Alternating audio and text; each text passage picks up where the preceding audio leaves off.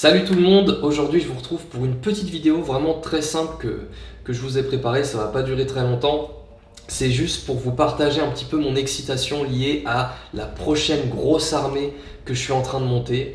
C'est une de mes armées préférées du jeu, donc c'est ma troisième armée de cœur. Pas de suspense, il s'agit des Orientaux. Je trouve que c'est une des plus belles armées du jeu. C'est une armée que je voulais démarrer plus tôt, mais comme il y avait plein de profils qui allaient sortir, j'ai préféré prendre mon mal en patience et attendre un peu. Et je suis pas déçu puisqu'effectivement les nouvelles figurines qui ont été annoncées, enfin qui sont sorties, ça y est, c'est officiel, elles sont juste incroyables. Donc je suis trop content, j'ai trop hâte de monter cette armée. Moi mon objectif, ça va pas être de défendre le Nord, ça va pas être Defense of the North, ça va être la conquête du Nord. On va défoncer du nain, on va défoncer du Dale. Et puis on va se frayer un chemin jusqu'en Erebor. Je me suis fait grandement plaisir. Comme vous pouvez le voir déjà, j'ai acheté le dernier supplément, Defense of the North. Il est vraiment très chouette, c'est un super beau bouquin. Bon après, ça a un prix, comme tout chez Games Workshop, ça a un sacré prix. Ce qui est super chouette, c'est qu'on a tout un tas de scénarios, pas mal de choses à se mettre sous la dent. Et pour le coup, les scénarios ont l'air vraiment sympas, donc malheureusement, j'ai pas de connaissances proches, en tout cas, qui jouent du Dale et des Monts du Fer. Donc ça va être un peu compliqué pour mettre ça en place et préparer ces scénarios, mais j'aimerais vraiment les filmer et faire des rapports de bataille parce que ça a l'air vraiment très sympa. Et puis bon, vu que je me monte une armée d'Orientaux, autant en profiter pour jouer les superbes scénarios qui sont proposés ici. Au niveau du bouquin, bon, ce qui est le plus intéressant forcément, ça va être les nouveaux profils. Il y a plein de superbes choses, notamment au niveau de la surprise à laquelle personne ne s'attendait, c'est les Beornings. Avec des nouvelles figurines Grimbeorn qui peut se changer en ours comme son père Beorn. Les Beornings qui sont hyper classe et qui sont plutôt intéressants, même si malheureusement ils n'ont pas accès à des alliances, à beaucoup d'alliances, donc ça va être compliqué de les jouer. Et puis bon, la chose qui m'intéresse le plus moi forcément, c'est les nouveaux profils des Orientaux avec l'Empereur Dragon, avec Rutabi et Brorgir qui ont des profils incroyables. Là franchement ils ont tout donné Games Workshop. Je trouve vraiment que ce qu'ils ont fait pour l'Empereur Dragon, c'est hyper original et c'est très fort aussi. Ça fait partie pour moi des profils les plus réussis que Games Workshop a pu nous pondre. Le système avec le palanquin, les 6 mecs qui portent l'Empereur Dragon et tout ça, la manière dont ils ont géré ça, c'est vraiment hyper original et je trouve ça super fun aussi. On verra ce que ça va donner en compétitif et du coup on va passer un petit peu à la suite. Je vais vous montrer un petit peu ce que j'ai dans ma hotte. Bon, déjà comment jouer des Orientaux sans avoir les dés associés. J'ai un petit peu craqué, je me suis fait plaisir. Donc au niveau des dés, c'est pas les plus jolis, je vais être honnête, mais ça reste des dés aux couleurs des Orientaux. Donc on a du doré avec du rouge. Franchement moi je les trouve plutôt chouettes. Et surtout, la question, ça va être, est-ce qu'ils permettent de faire des 6 ? On va voir ça tout de suite, ça va être le premier jet de dés avec les dés des Orientaux. On verra si c'est de bonne augure ou pas. Hop. Bon, déjà on a 2-6. C'est bon, c'est validé. En termes de figurines, bon forcément, hein, je me suis fait plaisir, j'ai craqué, j'ai pris plein de choses. On a évidemment les nouveaux héros, Rutabi et Brorgir, qui ont des profils vraiment super sympas et qui vont apporter plein de choses aux Orientaux. Je suis vraiment particulièrement fan de Rutabi parce que c'est une alternative un peu moins chère à Amdur et honnêtement le maître stratège sur du 3+, franchement je suis hyper fan. Le combat 6 aussi, c'est quelque chose que je recherche vraiment, c'est vraiment ce qui me plaît avec les Orientaux, c'est qu'on a des gros héros guerriers qui sont vraiment semblables aux gros héros guerriers qu'on a du côté du bien, comme des Aragorn, des Imrahil, des Boromir, etc. Et ça fait plaisir vraiment d'avoir accès à combat 6 dans une faction du mal, c'est extrêmement rare. Et maintenant dans les Orientaux, on a 3 héros qui ont combat 6, dont 2 avec une lame elfique, c'est vraiment super fort. Donc Rutabi j'adore. Elle a un profil hyper béton, en plus 3 attaques, 3 points de puissance, 2 points de volonté, 2 points de destin, enfin 3 points de vie aussi il me semble. Et puis Brorgir, qui est un magicien qui va permettre de faire des sorts bien fourbes contre les armées adverses, et surtout des beaux tremblements de terre ou tout simplement la possibilité de booster ses héros, puisque la seule faiblesse des héros orientaux, c'est la force de frappe. Et là en l'occurrence, grâce au petit Brorgir, on va pouvoir remédier à ce problème. Donc très sympa. Bon, comment parler des héros orientaux sans parler de Amdur? C'est un héros qui est vraiment hyper classe, C'est vraiment une des raisons pour laquelle aussi je voulais jouer les orientaux, parce que je voulais vraiment avoir une armée de phalanges comme ça, étincelante, dirigée par un Amdur avec sa lame elfique, prêt à combattre n'importe quel héros du bien. Honnêtement, Amdur, bon, je vais pas en parler pendant des heures, il est extrêmement classe.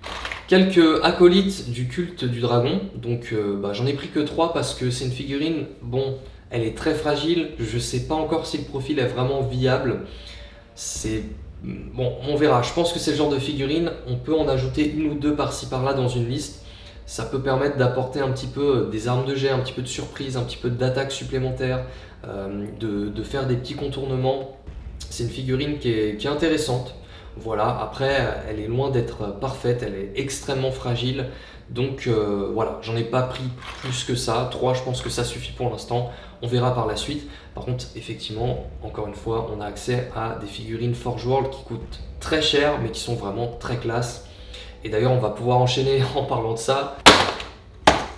2 blisters de guerriers dragons, les dragons noirs plutôt. Les dragons noirs en l'occurrence, c'est des profils qui sont tout simplement ceux des guerriers de base qui valent juste 2 points de plus pour avoir plus 1 en combat et plus 1 en bravoure. Et pour le coup, il suffisait de prendre un guerrier de base et de le peindre en noir pour le distinguer un petit peu. Et là, on a accès à des vraies figurines qu'ils ont sorties récemment, des vraies figurines Forge World qui sont magnifiques. Et là, elles sont vraiment incroyables. Je vous mets les images à chaque fois à côté pour que vous puissiez vous rendre compte. Mais elles sont vraiment sublimes. Je ne pouvais pas passer à côté de ça. Elles deviennent d'autant plus intéressantes avec l'arrivée de l'Empereur Dragon qui leur permet de monter jusqu'à combat 5. Là, ça devient vraiment des elfes. Donc, hyper fort. On va enchaîner avec une boîte de cataphractaires orientaux.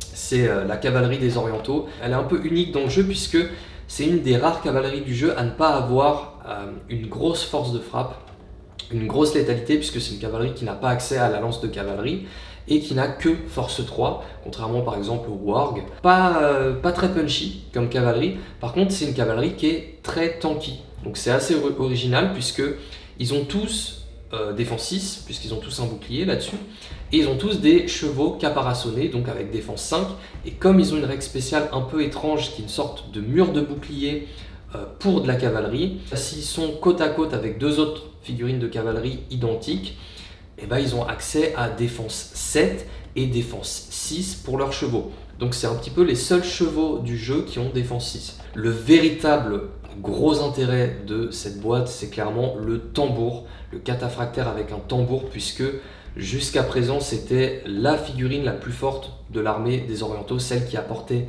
une énorme mobilité.